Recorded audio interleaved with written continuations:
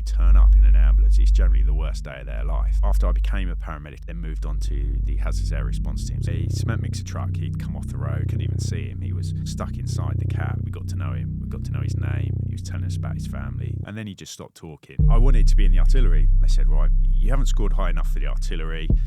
You didn't eat the crayon, but you had a bit of a nibble at it, so we think you should go in the Tank Regiment. I'm 6'3", would I fit in a tank? And someone said, well, have you thought about the Marines? Actually, one of the only people ever to fail the course up there, because I got in a punch-up downtown and got sent home. I ended up on ship for a couple of years on HMS Fearless. They'd set fire to them, and their drill was to roll down the ridge and put themselves out. Then it got a little bit different. Then it was, what do I do now? So applied for the fire brigade, applied for the ambulance service, and got the ambulance service. We were in the middle of Salisbury when the Salisbury poisonings happened. COVID was really interesting. It definitely affected everything we did. You're not getting judged on how many calls we missed on Thursday. We're getting judged on when the balloon went up that we failed the public.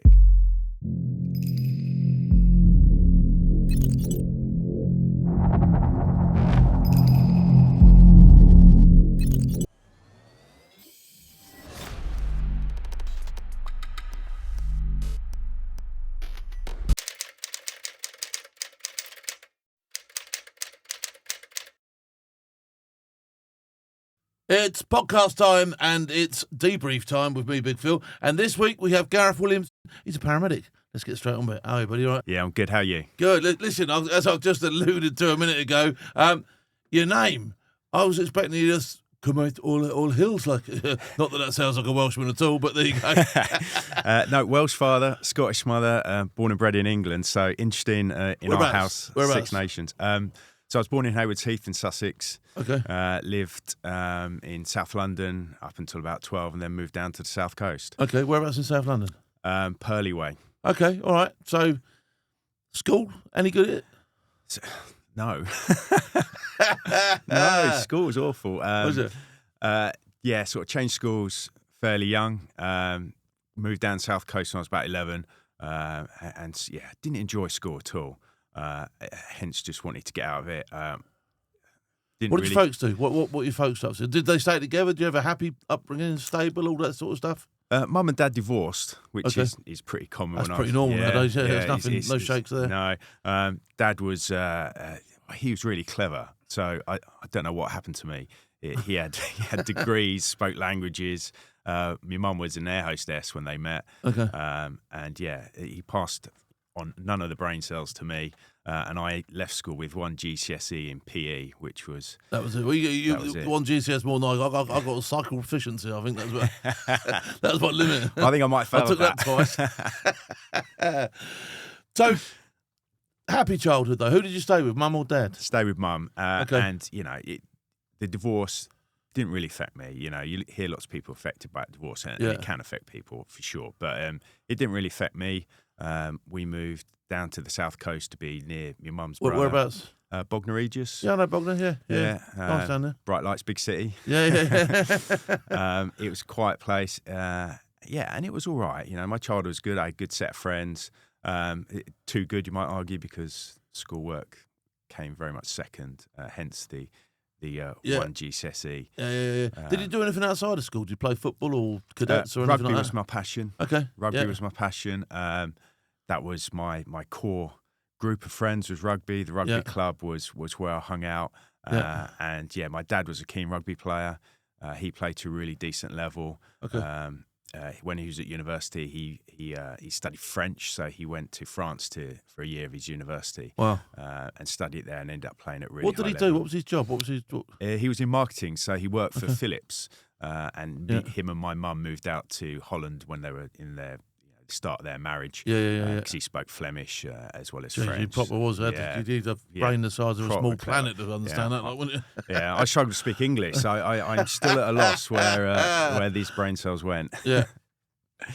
So you had fairly. What were your interests at school? What did you like, or did you like nothing, just rugby? It was just sport. It was just sport. Yeah. So staring out the window type. That's what I was like. I just stare out the window. It was all evolved around when I could go and play rugby, football, cricket, whatever sport was on TV. We used to watch.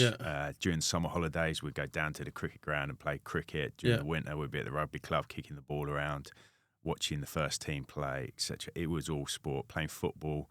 for different clubs as I grew up. Yeah. It was all about that, and that kind of set me on my course really. So when it came to time leaving school, what did you do? What was your thoughts? What did you want to do? I wanted to get out of Bognor. Okay. Pure and simple.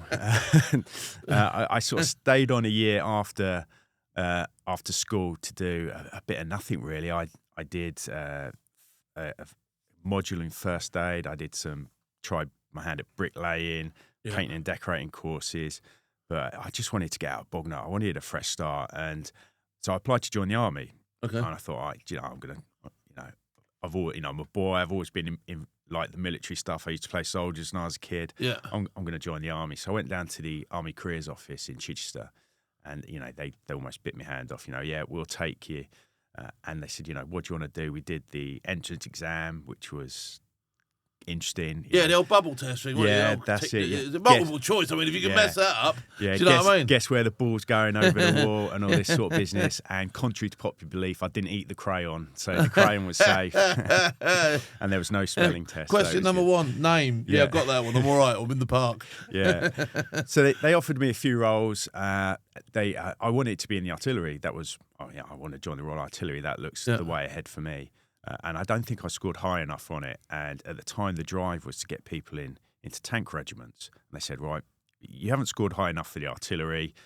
You didn't eat the crayon, but you had a bit of a nibble at it. So we think you should go in the tank regiment. And I was like, it's a big gun, isn't it? On wheels, isn't it? So it's a similar sort of thing, isn't it? I was thinking, I'm 6'3". Would I fit in a tank? Yeah, that's an issue. That's an issue straight away, isn't it? Yeah, and I was especially when you look at those old challies and that. You're in there like, oh, there's a driver. Yeah. My head cocked against the lid, trying to think, what's going on here? And I thought, I'm not sure about this. So I had a bit of a think about it, and I had a bit of a chat to a few people. And someone said, well, have you thought about the Marines? And I was like, the Marines? Right, do you see how hard they train? I see them doing the marathon every year. I'm not that fit. I'm not doing it. And they said, well, give it a go. So I applied for the army. That was all going through. Me sort of papers came through for the tank regiment. And I wandered into Portsmouth, and I saw the Naval Careers Office. So I popped in there. I had a suit and tie on. They said, what have you come to do? I said, well, someone said to just ask about the Marines. And the bloke got up and he said, right, come with me. And he took me around the back. I was like, what's going on here? And there was a pull-up bar. And he went, right, before we talk anymore, see how many pull-ups you can do. So I ended up doing about 5-6 pull-ups. And he's like, all right, we can have a chat now. And he sat down and said, what do you want to do? I said, well, someone said about the Marines. He said, well, there's a course in a couple of weeks' time. You can just go down on it. It's a potential recruits course. If you pass it, you can join. If you don't, what have you lost? I was like, well, that sounds all right. Yeah. So I went down. In the meantime, my papers for the army came through, and it was the Monday after the recruits course finished. So I was gone. That was my starting date. I went down on the Monday. The course finished on the Thursday for the Marines. Passed the course. I think I was 6 of us passed out of around 40 on the course. Yeah. And they said, do you want to start in about 6 weeks? I think, yeah, I do. So I told the army, no thanks, and 6 weeks later, I was down at Commando train station, looking like a lost 17-year-old lost sheep at the train station, thinking, "Oh my God, what have I done?" So, how did you find training? Training was hard. Yeah, training was hard. I think being fortunate, not knowing what was coming up, really helped. Yeah, we sort of lived week by week. 30 weeks of training. Yeah, it's a long old time, isn't it? It's a long old time, isn't it? Yeah, it was. And I broke my leg halfway through training, so that put me back a little bit. But eventually passed out. Is it Hunter Troop you go to? Hunter Troop, isn't it? Well, it was a section when I joined. It was Hunter Section. It's now Hunter Company. So Hunter Battalion. Yeah. And the remedial system down there is really good. But they are good. And I mean, they're getting some proper gear in there now, aren't they? Do you know what I mean? I've been down there a couple of times myself lately. And seen, all the stuff they've got to rehabilitate, and so they do want to get you over the line, don't they? They do, and they invest a lot in people. So the rehabilitation, the physio, the PTIs down there are phenomenal at it. And with that type of training, was that building down there at the bottom field when you was? There's a building, a rehabilitation building by the bottom field, isn't there? There is, that wasn't there when I was there back in 94, 95. Okay. But they just go to the gym then, and it was phenomenal then. It was kind of groundbreaking at the time then. And they've just kept pushing on with it. Which is crazy, isn't it? Yeah, so that was that. So you got back trooped? Back trooped. Week 20, I got back trooped, labelled. Have you done any of your commando tests by then, have you? No, Commander tests week kind of 27, 28. Okay, so you weren't quite... Wasn't quite there. Passed the bottom field. Yeah. Broke Did you have to go back to do the bottom field again? Or did they sent you back. They kind of got you to the stage where you'd pass bottom field as part of your rehabilitation. But then the troop they put me back in with was at the bottom field stage. So like, you might as well do it again. So I ended up you doing must be it a guru of the bottom field then. Yeah. You know? Some people only ever go there once. You're like, you must know every blade of grass by now. Yeah. All in the tank, as they say. Yeah. Won't harm him, doing good. Be all right down there. Yeah. So that was that, passed the duty in 95 and, yeah. Where did you go? What was your first sort of like thing? Command Logistics Regiment first, got posted straight there. Where are they? They in Plymouth? They were in Plymouth at the time, and they just relocated to Barnstable. Okay. So it used to be RAF Chivener up at Barnstable. They relocated there while I was away in Norway, actually. So I went off, did my novices course in Norway, and they relocated up there. So what was your actual role within the logistics? I was a driver, so I got pinged to be a driver straight from training, as was away at the time. D2, away you go, do the driving course. It was pretty good fun. I think we went up to Leconfield, which is the army. Yeah. Training I've been there. place up there. Actually, one of the only people ever to fail the course up there because I got in a punch up downtown and got sent home. But there you go. That's another story for another day. Well, that was not an unusual story as far as I was led to believe. That is thing called the Driftfield Commandos. Some lads down there, Driftfield Commandos, we're hard. I'll have some of that. Yeah. So that was that. A few weeks up at Leconfield, back down to Commander Logistics Regiment, and Barnstable was such a good place to be. You had all the surfing just round the corner, the beaches, North Devon. It's phenomenal. They'd been an RAF base. They didn't have the accommodation to kind of put a Marine barracks in. Obviously, Marines turn up, lots of single young lads looking for accommodation. They didn't have that. They had lots of married quarters because predominantly their sort of people were married, a bit different sort of demographic to us. So what ended up happening is they put all the single lads into houses, shared houses on the marriage patch. It's just a recipe for disaster. Absolute carnage. Where did you eat? Where did you scran, as you call it? Well, they used to say just get back into camp, go into the galley to have your lunch. But we had kitchens, so... Just taking the mickey. Yeah, we were just cooking, setting fire to stuff. Just house parties, all sorts. It was absolute carnage. The sort of stuff. It's a recipe, wasn't it? Get a group of trained Marines who are between 18 and 25. Stick a gaggle of them in around 4 houses close together. Throw in some alcohol, some good times, some parties. It's like Brookside on steroids, isn't it? Yeah, surrounded by beaches and places to do and pubs. It's like, what should we do tonight? What could possibly go wrong? Yeah, the book club wasn't very popular. So, what was your first deployment? Did you get any ops in? So Norway was the first deployment. Okay. Obviously, one of the Royal Marines roles, defending NATO's northern flank. That's right, yeah. Out to Norway every year, and spent a lot of time out in Norway on Pusser's planks. Yeah, bit of ice breaking. Yeah. Military ice breaking. Yeah, that was an introduction. Skiing. Were you living in snow holes and skiing on Pusser's planks. Honking, aren't they?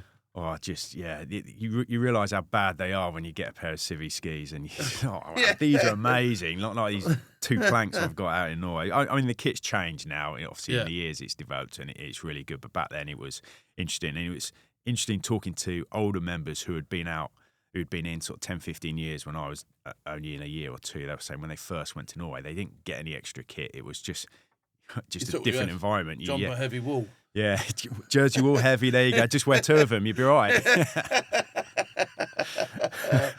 Oh, superb. So, operational-wise, did you do a Northern Ireland tour? Northern Ireland, yeah. So I left the drivers branch fairly quickly after a couple of years, and I joined the LC branch of the landing craft. So we did all the sort of small boat operations. That was quite decent in Northern Ireland, that wasn't it? That was sort of like you were cutting around some of those locks and all that sort of stuff, wasn't it? That was really good, yeah. I did over a year out in Northern Ireland on some of the various operations out there, and that's kind of where I properly learned to soldier, really, proper stuff. We were given different weapons. We moved away from the SA-80 for the boarding ops. We got to dress up in black rubber suits, wear the life jackets. Weekend fun. Yeah. What could possibly go? Yeah, and that's why it's so easy. It just slips from weekend to weekday, doesn't it? Yeah, so that was amazing, sort of soldiering out there. You know, you were given a little bit of license to do what you want. You weren't under the restraints of sort of the Royal Battalion that's there. You know, you could drive around the province in a car. You had a bit of freedom to do what you wanted. I mean, the sceptics will say you've got enough rope to hang yourself. Wow, that's what they kept saying. You're grown-ups, and then they did keep giving you this rope, and then act surprised when you're all at peak time. Yeah, I remember one time we went to it was a car boot sale, and we went down there, and they were selling lots of icky DVDs and CDs and stuff. Yeah. And we're like, brilliant, because you know some of the downtime is pretty boring. Let's get some DVDs and music. And we went down there, and we were sort of, you know, trying to mix in and be discreet, buying this stuff. And as we're doing that, the RUC raided it. We're like, oh my God, we're armed here. We need to get out of here. So we're running away whilst the RUC raided it. Fun times. But yeah, Northern Ireland was interesting. It was a funny time to be out there. It was obviously a lot of change was happening then. It certainly was. Ceasefires came in and out in that period, didn't they? So you'd be a ceasefire for 10 minutes, and then something go pop, and they go, oh, it's not a ceasefire anymore. Out you go again. Do you know what I mean? Oh, ceasefire, everybody. On the truck, off the truck stuff, wasn't it? 100%. It was very strange. It was, you know, it certainly wasn't as bad as the 70s, 80s, and you know, some of the older people would tell you some stories about that. It wasn't that level, but it was. There was still a lot going on, and we didn't realise, I certainly didn't realise, coming over from the UK, from mainland to Northern Ireland, what was going on and what we were getting involved with. And it was really, you know, it's a little bit shocking really seeing that was still going on over there, albeit unreported. It was sort of living below the level of the street and what we were doing. And it was all sides, you know, just striking out, doing things, in-house fighting that we'd get involved with, supporting RUC ops. But we had the good side of it, you know, generally the waterborne stuff, the Dolphin VCPs. We operated on the locks. We would intersect boats, smuggling. We'd get out on the big ferries as well, chase them in and out of the harbour with the boarding ops as well. So we did some good stuff there. It was a really interesting time to be there. Cool. So from there, did you go anywhere else? Yeah, various bits and bobs. I ended up on ship for a couple of years on HMS Fearless. That was interesting. Met some really good friends on there. Where'd you go? Did you go travel around? Oh, yeah, we went to lots of places, med trips. Oh, wow, okay. Yeah, we ended up in Ukraine as well. We went to Crimea, Sevastopol out there. So we did some, I think it was back in 98, we did some work with the Ukrainian Naval Infantry Brigade back then. At the time, we were kind of working a little bit with them. They were sending people over to do the All Arms Commando course. Yeah. So whilst we were over there, the Commandant General of the Marines came out and had a visit with them. He asked for a little bit of an entourage, so a few of us came along. They were amazing. They were really good out there. They invited us to this sort of demo day in the Crimea. Took us to one of their bases, and we did shooting competitions with them. They did really interesting stuff that we just don't do in the British military. So one of the things they took us down to, they had dug pits about up to sort of waist level, and one of their drills was to have two people in their knife fighting, practicing their knife fight. We're like, oh yeah, do you want to have a go? No, I'm all right, mate. You're all right. You look good at that. They showed us their CBRN capability, which was, you know, Soviet era, kind of pretty old. It was one of the respirators sort of built into the hood, caped, and they were showing us what their drills were. More weekend kit for your lot. Yeah, again, you know, seamless. Well, I got one of them.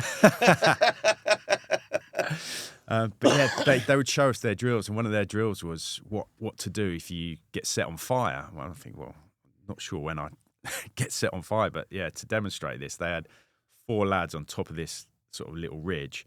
They'd set fire to them, and their drill was to roll down the ridge and put themselves out. And we were just watching it. Oh, there you go. That's how we put ourselves out if we catch fire. That's awesome. Do you lads want to go? Again, no, you're all right. No. We've got that one. Great, you got it covered. Yeah, but they finished the day with a sort of meal. Their sort of hierarchy entertained the Commandant General. He invited us into it, and we sat in this lovely room with them, and there was a few speeches. I think there were nearly 18 people at the rank of major or above in this room from both sides altogether, and kind of their sort of etiquette was that everyone had to drink. Everyone above that rank or at that rank had to make a toast. So So they literally put 2-litre bottles of vodka and brandy in front of you, and then the toast came, and both bottles were gone by the time you finished the meal. I don't even remember walking out of there. We were just taken home. It was the way they looked after us was amazing, and we had some of their guys come over, do the commando course. They were top lads. So I often think, I'm just interested in what they're doing now. Obviously, they've had some turbulent times. Yeah, no, and they would have been in the forefront of it, I'd imagine. Do you know what I mean? Because they've drafted up people from all over the place now. But if you'd already had a bit of experience, I'd imagine your door was getting chapped before anybody else's, wasn't it? Yeah, 100%. Without a doubt. Yeah. Yeah, it's quite crazy to think, isn't it? Yeah. So, how long did you do in the Marines in total? When did you get out? Just under about 7 years I did in the end, just over 7 years I think it was.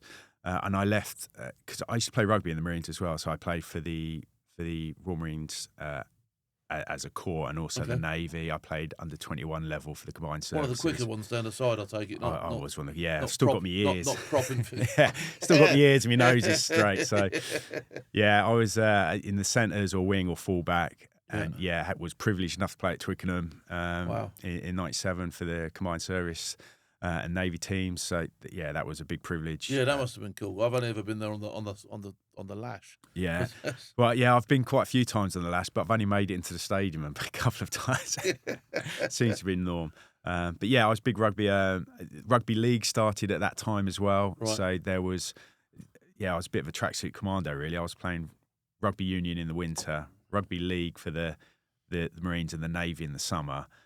One of my biggest achievements, I think, in my regular time in the Royal Marines was playing in the very first Royal Marines versus Parachute Regiment rugby league game up in Aldershot. How did that go? We won that one. So, they're keenly fought. We won 36-0 on that occasion.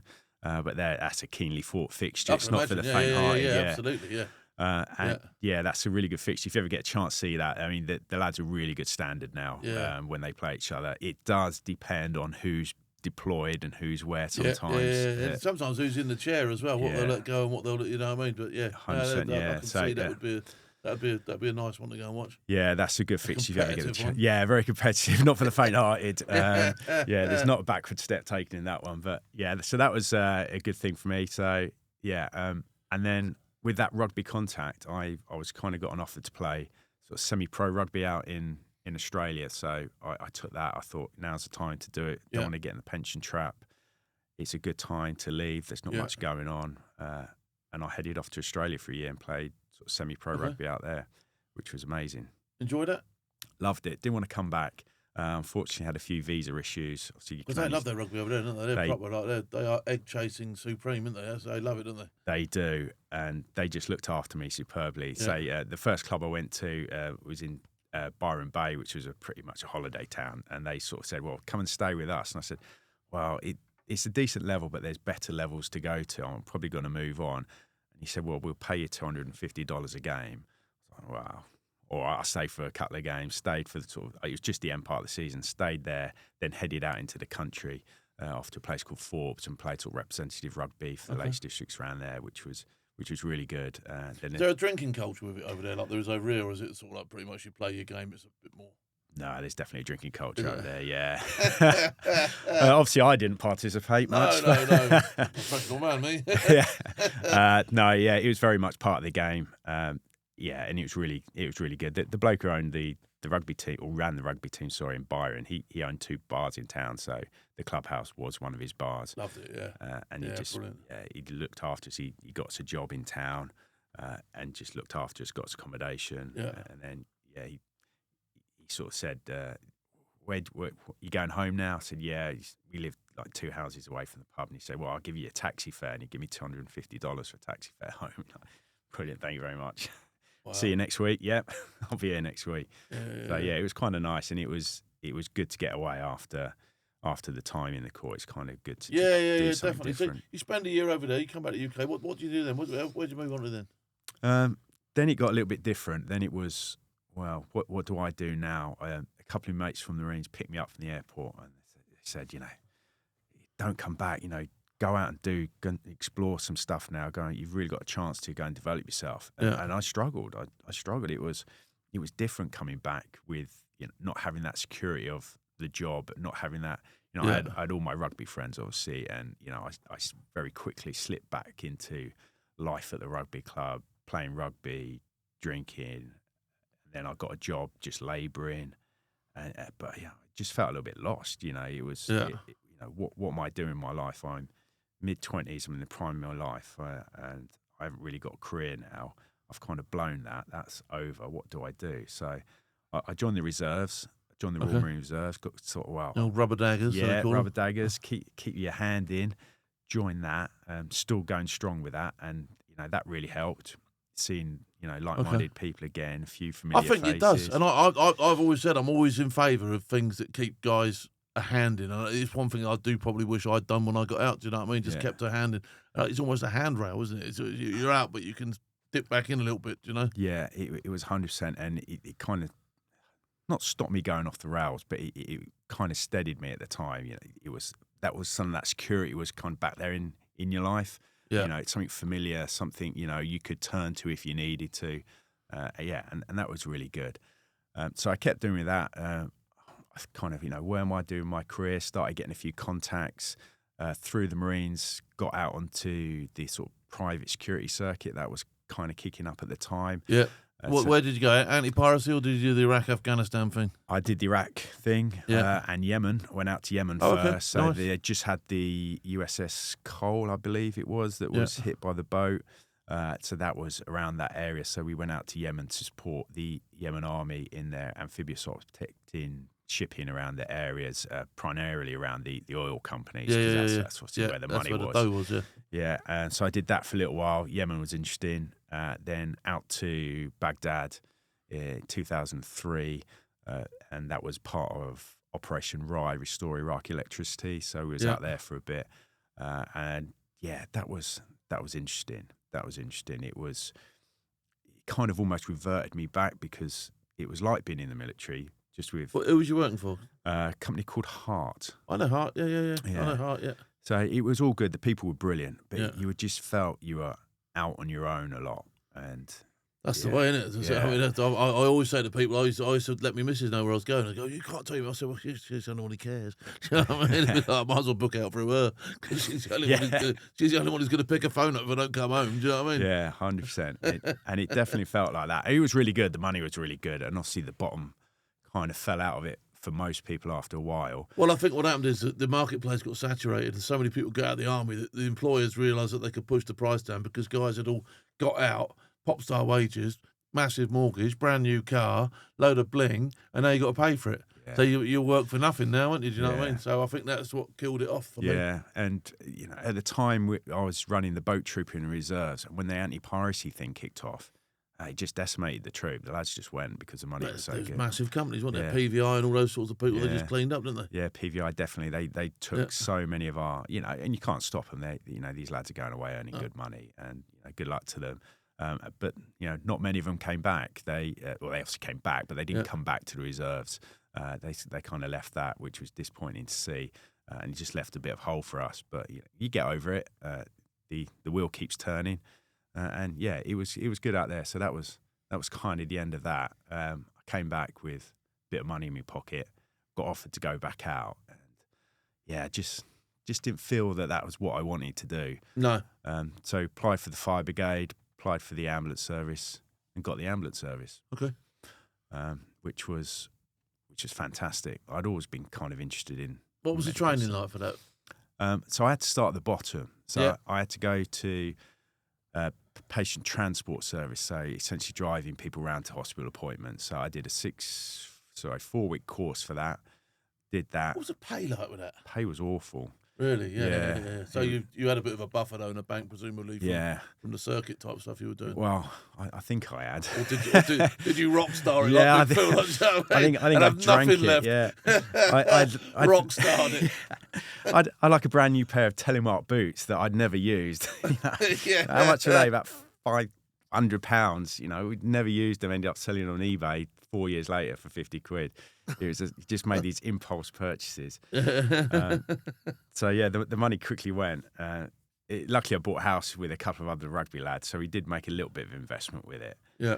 But yeah, it was an interesting time. So yeah, it started at the bottom, PTS, and within 6 months, kind of got myself noticed to go on an emergency medical technician's course. Okay. Got on Which that. is effectively a paramedic sort of thing. Yeah, 100%. It means you're out on the trucks and you're doing it. So What sort of shouts were you getting then? Were they, do you know what I mean? Is it run of the mill, or are you turning up to literally anything? you got everything. Any of the shouts spring to mind in your early days? It was. You go to so many, and there's so many diverse calls you go to, from the sort of sublime to the ridiculous. It was pretty crazy. Your staple core work was elderly people, falls, social care, mental health. Saturday nights were. Friday nights a little bit more interesting because you'd be in and around town, and the alcohol card came into play. Yeah, and it's hilarious watching people I can getting up imagine, stuff, and you're thinking, look at these idiots, and hang on, I am one of those idiots. So it was interesting. There were a few bits of trauma that kind of you deal with, but it wasn't too bad. And people talk about sort of transferable skills from the military, and I thought that was kind of a load of hogwash, to be honest. What was a transferable skill? I'm just a bloke who's got a GCSE and PE and's been in the military, spent large proportion of my time drinking and socialising and having a good time. What is a transferable skill? But you come into that and you almost take it in your stride, to almost unwittingly, subconsciously, you kind of just get on with it. You have this kind of, I don't know, almost inbuilt sort of cheerfulness in the face of adversity. We call it cutting around, don't we? Yeah. You go anywhere you'd like now, and you just cut around and get on with it. You know what I mean? So you haven't got to learn that. You genuinely have got to learn that, because otherwise you're a bit lost, aren't you? Yeah, 100%. And you sort of just get on it, and what I realise now, didn't realise then, was people notice that. People notice how you cope with stuff. People know how you behave in these high stress environments, because you don't really think they're high stress. They're just another shout. People panicking in when you turn up in an ambulance, it's generally the worst day of their life. Yeah, I've had that said to me before. That it's true, though, isn't it? Yeah, you're absolutely. turning up on your absolute lowest ebb that you've ever been. Yeah, but for us, it's just another call. So you have to kind of hit the middle ground with that, and perform. Well, have any of the calls ever sort of like got you in there? Yeah, definitely. One that always, talk about PTSD, mental health, within the military and the ambulance service, and that's a big thing for us. And certainly it's more recognised now. But I would suggest that everyone probably has a few jobs that sort of ticks away in the back of it. It doesn't necessarily manifest into anything more sinister, but certainly there's Can you give us an example of some of the stuff that you've seen? Yeah, 100%. So the one that always ticks in the back of my head was after I became a paramedic, I did the university course, and I then moved on to the Hazardous Area Response Team. So I was a HART Paramedic for a number of years. We went to a big crash on the motorway, and it was a cement mixer truck. He'd come off the road, gone through the barrier, and the kind of devastation to the cab where he was pretty horrendous. We couldn't even see him. He was stuck inside the cab. So we kind of got to him, and the fire brigade were already there. There was already a crew on scene. They could hear him. They were cutting gears out. Yeah, cutting gears out. There, there's lots of people running around. We could hear him. We could talk to him. He was down there. How you doing? And this was the worst bit. We got to know him. We got to know his name. He was telling us about his family, etc., etc. We didn't really know the extent of his injuries because we couldn't see him. But hey, he's talking. Good sign. Yeah, that's there's a positive. chance. And was kind of laughing and joking with him about trying to keep his spirits up. I've got inside. I managed to get inside the cab, and I can see a little bit of him now, just his back, and he looks fine. So I just put my hand on his back.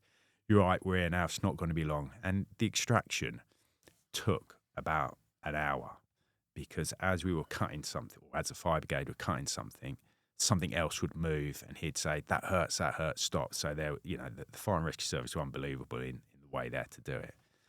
As we're getting close to getting him out, we start to see a bit more of him, and he looks good. There's no bones sticking out the wrong way. There's nothing. We're like, okay, this is good. We're going to get you out in a minute.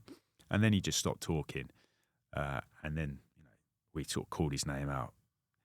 No reply. We kept going. The tempo of the cutting up, everything raised. Then everyone started to get a bit more wiggle on. We started to, not that we weren't working as hard as we could. But now you've got to. But everyone's kind of going, oh, and it's gone from a sort of light-hearted, we're going to get you out, you're going to be fine, it's all right too. Right, no, this is going a little bit wrong. So in about 10 minutes, we got him out. When we got him out, he was flat. We went into the full resus, and he just obviously had a head bleed or something. Bled out internally, or that just kicked in. And that was, and after he'd sort of talked to us about his family and everything, his young kids, that really sort of sunk in. And I think myself and the team really, we went back and, we were fortunate that we were kept together for a few hours after that, and we had time to decompress after that. But, that's the one that ticks in the back of my head as far as instances goes. That's, that kind of lingers in there. So how did you have to sort of like a copper when he joins up? He does like a couple of years on the beat. Are you sort of like an ambulance technician for a couple of years? How does your career go when you're in these sorts of places? Yeah, that's how it's meant to work. So it's progression. So PTS, non-emergency stuff, which was actually really good for me because I just come from a real male-dominated environment. Yeah, and then I was pushed into one where I had to meet every kind of person in the community and talk to them. I'd never talked to an old person about their injuries before, and PTS really gave me that way to communicate with elderly patients. A lot of it, I would imagine, seems quite trivial to a fit young adult. Do you know what I mean? Oh, I've got a pain in the chest. Yeah. Nice one. Get on with it, will you? But sort yourself out. Well, that has been said that my level of sympathy does border on the ridiculous sometimes. But so that was quite good. Then the emergency technician was the beat up to your paramedics. You do that for a couple of years. I managed to get on a paramedic course within 8 months of my technician course, and we were just going from sort of a 12-week standard paramedic course to the degree courses as that transition. So I managed to get on an in-service, an internal paramedic course, which was 3 years, which got me my paramedic ticket, which was paid for by the trust, which was amazing. So that was really good. How much would that cost if you didn't have it paid for by the trust? Well, nowadays, if you want to join as a paramedic externally, you have to pay for it yourself. So I think it's $9,000, is it, per year? Okay, so it's a lot of dough. And you have to pay for that yourself, and there's no guarantee of a job. You had a bit of a result then. Yeah, a massive result, yeah. So I did my paramedic course, did a couple of years as a paramedic on the road, and then applied for the Hazardous Area Response Teams were getting set up. So I applied for a HART Paramedic up in Gatwick. So these people, we've had a girl on before actually who she was one of the ones who was in the arena up at Ariana Grande. Manchester, so she was on the HART team there. This is proper heavy stuff now. This is like you're turning up, and it's not just someone's worst day. It's like a whole town's worst day. Like, do you know what I mean? Yeah. This is HART. So I spent 4 years as a HART paramedic, HART operative, and team leader. Then after that, I joined the National Ambulance Resilience Unit, and I was an instructor for them for 4 years, for another 4 years. So, it's really interesting how they set up. It was all kind of based on the 9/11. So 9/11 happened, and as a result of that, the government obviously had a meeting and said, well, if that had happened here, how would we have coped? Would we have coped?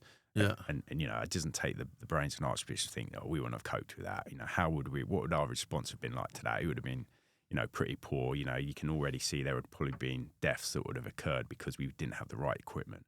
And the good thing was that out of that, the Fire and Rescue Service had their New Dimensions project born out of that. So their USAR teams, Urban Search and Rescue, they got cutting equipment to drill into collapsed buildings, et cetera, et cetera. So that was really good. And as a part of that, they said, well, could we have some paramedics on the fire trucks, on the fire appliances?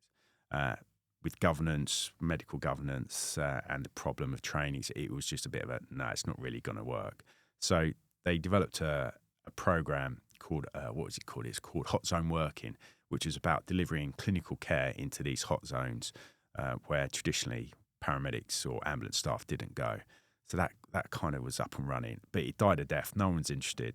There was no funding for it. It just sort of whittled away after the sort of... And I suppose, was there any incidents to back it up? Because if you don't get deployed on that stuff, everyone's going to go, what a load of that is. Yeah, and it was the finance. The finance was not there. And then, lo and behold, 7/7 happened. Yeah. And then, Oh, Oh, we need a hot team response. yeah. Where's Yeah. the hot team response? Yeah. Oh my goodness! If only we had a team who could deal with this. And then Yeah. that's when the program got accelerated. Yorkshire Ambulance Service just after that ran the pilot of the Urban Search and Rescue Paramedic courses. London ran the pilot for major incident, sort of mass casualty and CBRN. So that started being run out in London, and then shortly afterwards, the teams started. Did to you get deployed. volunteer for these things? Did you? Yeah. It's a volunteer program, so they're Yeah. not just going to go right you and you. They're going to go. You're going to have to actually volunteer for it. Yeah, you volunteer for it, and then it's quite difficult to get into. So you have to have a couple of years on the road as a paramedic. So you have to be an experienced clinician. Yeah. You can't. You've got to learn to wear BA and gas tight, so you can't really be scared of small spaces. Yeah. You Height. yeah. Yeah. You have to do a height test. You have to climb a ladder, do a bit of an abseil, throw yourself off a building, etc. You have to be able to swim. So amazing the number of people who can't swim. Yeah. I always say that's a disability, to be honest. But yeah. Yeah, it is massive. What was the other thing you had to do? So fitness test. There's a fitness test.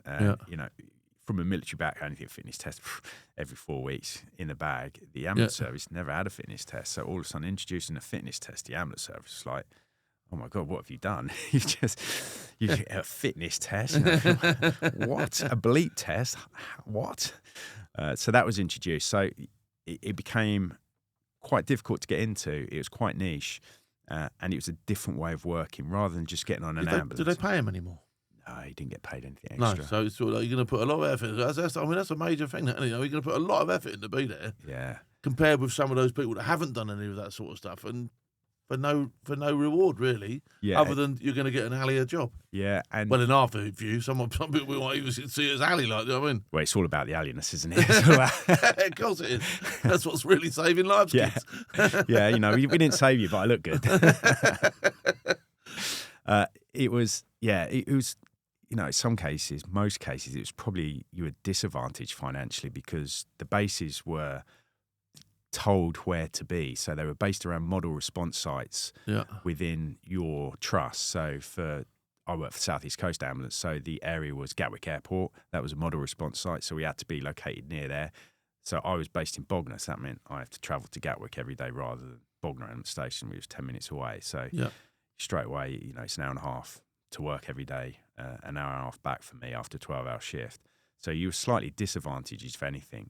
But the payoff was, you weren't just in an ambulance trucking around responding to everything. You were working a different pattern. There were 6 of you. You were together as a team the whole time, and you'd only go out to jobs you were required to go out to. So you wouldn't be going out to the sort of social care, nan down kind of jobs. You were going to decent jobs most of the time. If you only did 2 jobs a shift, they were decent jobs. You know, either quite complex or protracted or high trauma, or you were helping out. So it was good in that way, 100%. But that we saw a lot of decent. Well, we call them decent jobs, but they're sort of high impact. Jobs that you attended, and you get to use your skills. So what's the biggest shout you've been to? It's been a couple. So I was involved with Salisbury a little bit. That was interesting. I was a trainer then, and we were based in Salisbury at the Defence CBRN Centre down in Winterbourne, Gunner. Yeah. So that's where the HART training, national training, was based out of, and we were involved. Obviously, we were in the middle of Salisbury when the Salisbury poisonings happened. Yeah. So we'd just finished training a cohort, a group of new HART paramedics. We literally finished with them on the Friday. We'd been heard on the Monday that there was an incident going on in town. And they were just putting it on our radar. And at this time, it was kind of like a rising tide incident, Salisbury. No one really knew the impact of it. Yeah, because it was strange. I mean, it started off in a bin and ended up sort of like, it was huge, wasn't it? Yeah, it was massive. And it sort of just grew and grew. And by the time this group finished on the Friday, it was, well, this is getting quite interesting now. And they literally sent them back to trust on the Friday. And most of them were back on the Sunday in this sort of response phase of Salisbury. Yeah. So, yeah, we sort of led the sort of forward operating base of it. Although I didn't actually go out to any of the scenes, we did all the training for the guys coming to us, how they were going to do it. We sort of helped out with the rehearsals, looked after all the teams coming. It was the first time we'd done a full national response. So HART was set up to be sort of, come together whenever something big happens. So this was the first time everyone came together, and we had paramedics from every single NHS trust around, ambulance trust around the country come to us. So as a first shout, that was quite a big one, and quite a decent one as well, because it was something that was outside of the norm, isn't it? Yeah, and I mean, don't expect chemicals being slung about, do you? Or you hope not, anyway. Oh my God, we do all this training. So a lot of the initial HART training was based around what the military do. So there was a lot of military people within HART, because it felt like a really good fit for them. And they come in, and then when you do your CBI and training, it's based on what the military had done, because they've been doing it for years. Yeah. And it was kind of civilianised a little bit and tailored to our response. But essentially, it was the chemical warfare agents. And I remember sitting there, sort of teaching chemical warfare agents, thinking, these guys, we're training them to respond in the UK. They're not going to see, a high chemical nerve agent used in this country, because it's just not something that's going to happen. No. And then 2 weeks later, there's a state-sponsored nerve agent released in one of the biggest towns in the south. Yeah, you're like, oh, well, there you go. You never say never in this job. Yeah. So what else have I done? So there was had a couple of close calls. We went to the Virgin plane at Gatwick that lost one of its wheels. So it was one of the bigger planes. Yeah. Lost one of its wheels, so it couldn't land. So it flew around for 2 hours trying to get rid of its full. It's a full plane, and it came down without one of its wheels. But luckily, the pilot pulled off a blinding land. Weldy. He had a weldy. Yeah, that was amazing watching that and watching the wind. I mean, a plane crash in general is a honking thing. A plane crash of that size, you're going to see some major devastation. Yeah, you're going to see some horrible stuff. Yeah, and it was. So you must always sort of like. Yeah, we were all prepared for it. It's really weird. You never really get time to prepare from it. You don't train to have time to prepare immediately before. What was the feeling like? Cause I'm gonna ask you a really funny question here, right? I was on the hijack in Stansted as a trooper, right? When they walked off that plane, I was devastated, because I thought I was going on there and I was going to be smashing people's heads in properly. You know what I mean? Basically, my best day was going to be cashing in on someone else's misery. Like, were you upset when the plane didn't pile in, or were you sort of like? It's a really. Do you know what I mean? Yeah. You want to do your job, don't you, to the best of you, but you don't want to see people pile in, do you? Yeah, I mean, you kind of look at it, and as he was coming down, everyone's going, "Oh, I can't look." I was like, "Oh, I can." I can. I want to see what happens here, and Get your phone out. Yeah. I want to see what happens here. This is immense. You're watching. Why do you want to turn away? You're watching a major thing that's going to be on newsreels forever. Don't turn away. It's huge, yeah. Especially if they stack it in, because and normally you don't get to see that because it's unannounced, isn't it? But you've actually got a bird's eye view. You've been called to it. Here it is. No wheel. In it comes. And the other thing is, you got to look at this and you've got to go, well, if I watch it, I'm going to see where it lands. I'm going to see exactly where bits break off. I'm going to understand where bits that are dangerous are going to go. I'm going to understand where potentially the sort of epicenter of the casualties will be. Yeah. This is part of my planning process as well. I've got, we are still responding to this, whether he pulls it off or not. And there's a couple of outcomes here. One, it just blows up and everyone's dead. That's worst case outcome. Two, you're gonna it's gonna split in two. You're gonna have two scenes. How are we gonna respond to that? How are we gonna divide and conquer with our resources? What we're gonna go? Where's the cloud gonna go? Because if the wind's blowing this way and the smoke's coming, that smoke's deadly. It's full of man-made mineral fibres that, 2 lungfuls of that. And you're in a world of hurt. And it looks bad on your appraisal if all your responders die before they get to the incident. It doesn't look great. So it's kind of, you got to look at these things and you're still working in your head. And, I was chuffed when it landed, but then, like you say, there's that disappointment that you haven't been able to put all your training, all your planning into practice, And it's sort of like you'd have to understand that mindset, wouldn't you, to get your head around that a little bit. So not some of the people watching this will probably think, Phil, you're an absolute twat. I mean, you're 100%. No one died, and it was a good day. But then there is. Well, I wanted to see how this would have gone. I reckon I could have. Would we have pulled it off for a start? Would we have been good enough? Would what we've learned actually cut it for real? How would we have done it? Because you don't really, you have an idea of what's going to happen, but you don't know the detail of what's going to happen until you get in the mix of it. You can plan. The famous Mike Tyson quote, isn't it? Everyone has a plan till you get punched in the face. Yeah, exactly. And that's that's what you train for. You have this big toolkit of stuff you can use, but it's how to apply it when it's thrown upon you. Yeah. And that's kind of the disappointment for me. Not that everyone didn't survive or everyone did survive. That's that not you didn't get to do your job on it. So any other incidents? Not that spring to mind immediately. There's been a few over the years, but yeah, RTCs are quite hard to come by. I guess what really frustrated me was when we didn't do what we said we'd do as a trust, and I think as I sort of grew in my career, it was more we don't do stuff we don't do the out of the ordinary very well, and it was time and time again watching jobs happen that were out of the ordinary. So there was sort of white powder instances that went on in 2014 were quite regular. AVCOs, shopping centres were getting these fake sort of white powder sent to them. Yeah. Time and time again, we just didn't get it right as a response. And for me, I got quite passionate about it. Well, we got to correct this. We got to do this right. And trying to get that training and that education into our teams and how we do it has been kind of a bit of a passion. And thankfully, we've really headed in the right direction.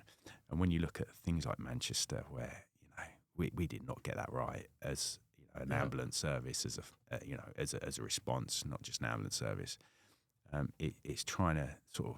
It needs debriefing properly, doesn't it? It does need absolutely pulling apart and people looking at it through a set of goggles that are saying, "What can we do to put this right?" Not what can we do to compensate what went wrong.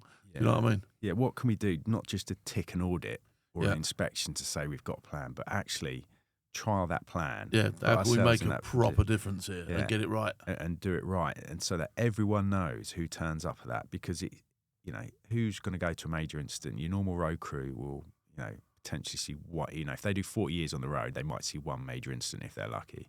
Yeah. But what's going to get you in the papers is if you fail to hit. Yeah.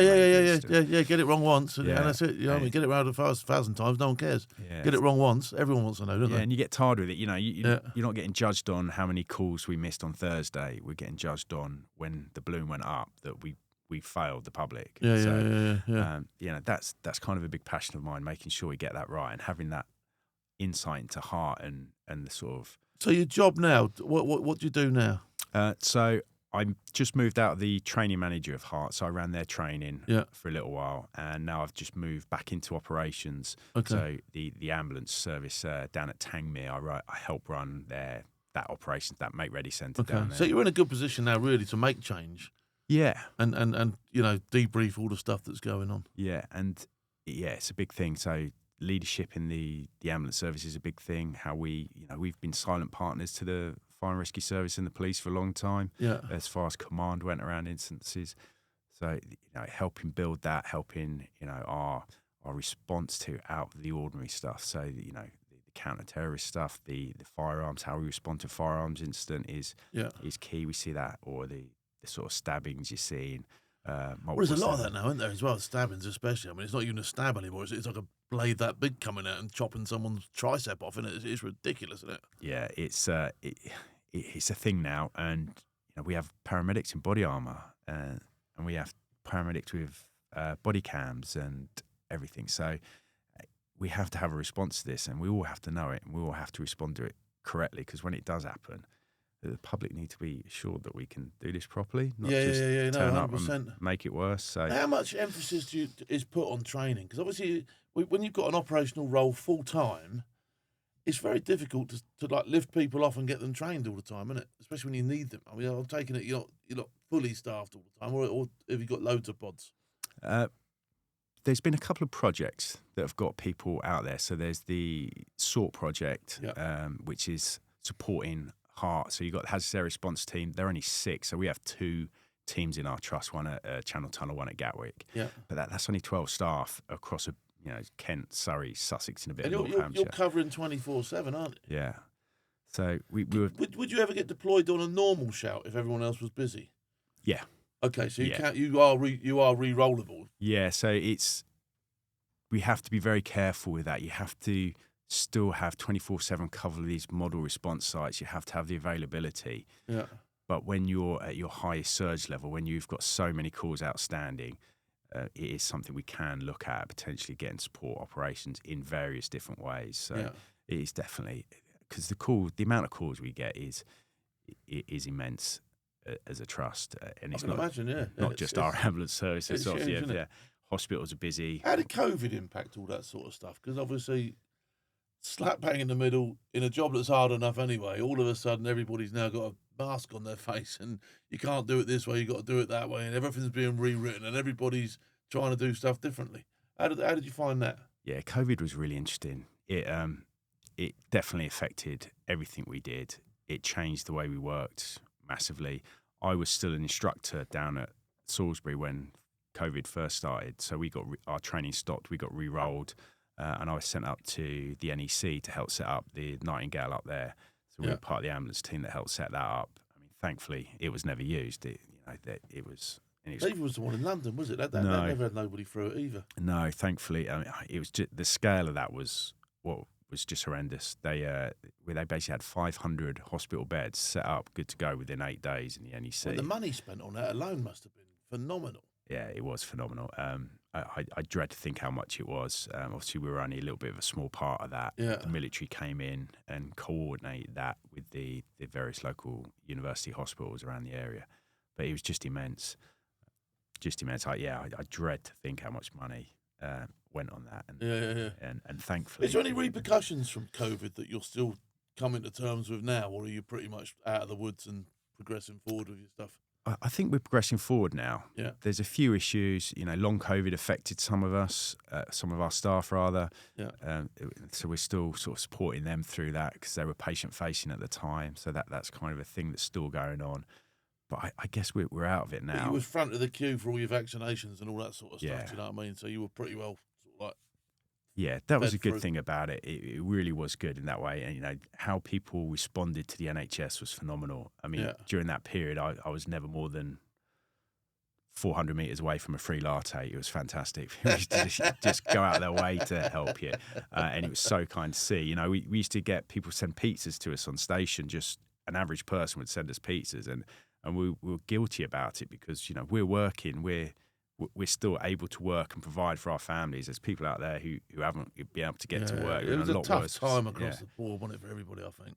And so, we did get it. There was a lot of guilt from a lot of people. So what's in the future for you? What's your plans? What do you want to do now? Obviously, you've got a job, but, what's your plans? How far are you going to take it? Oh, I don't know. I'm keen to help develop it. One of my other threads at work is it's obviously the Armed Forces Network within CCAM.